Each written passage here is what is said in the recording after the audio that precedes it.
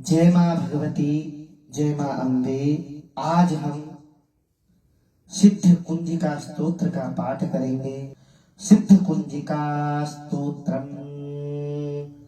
शिव उवाच शृणुदेव प्रवक्ष्यामि कुंजिका स्तोत्रमुत्तमम्।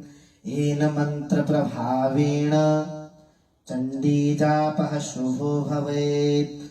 न कवचं नार्गलास्तोत्रं कीलकं न रहस्यकं न सूक्तं नापि ध्यानं च न न्यासो न च वार्चनं। कुंजिका पाठमात्रेण दुर्गा पाठफलं लभेत्। अतिगुह्यतरं देवि देवानामपि दुर्लभं। गोपनीयं प्रयत्नेन स्वयोनिरिव पार्वती। मारणं मोहनं वश्यं स्तम्भनोच्चाटनादिकं। पाठमात्रेण संसिद्धेत् कुंजिका स्तोत्रमुत्तमम्। अथ मन्त्रः।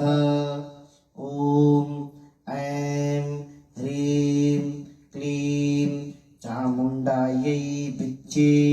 ॐ ग्लौं हुं क्लीं जूं सः ज्वालय ज्वालय ज्वल ज्वल प्रज्वल प्रज्वल।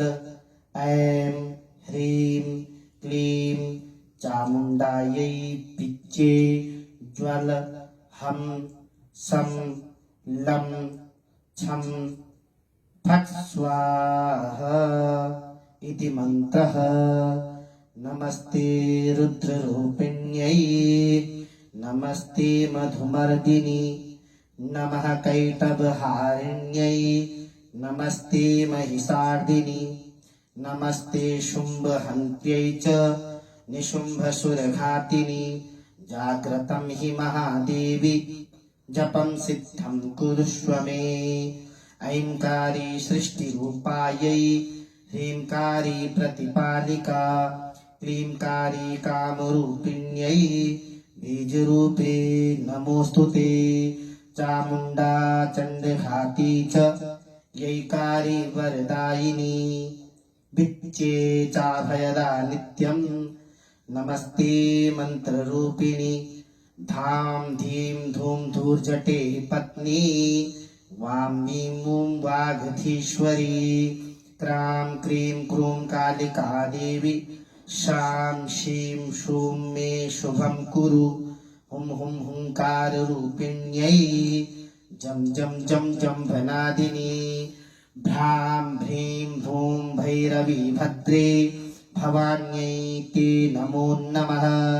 अं कं चं टं तं पं यं शं वीं दुं ऐं वीं हं छं धिजाग्रं धिजाग्रं। त्रोटय त्रोटय दीप्तं कुरु कुरु स्वाहा। पां पीं पूं पार्वती पूर्णा खां खीं खूं खखेचरी तथा।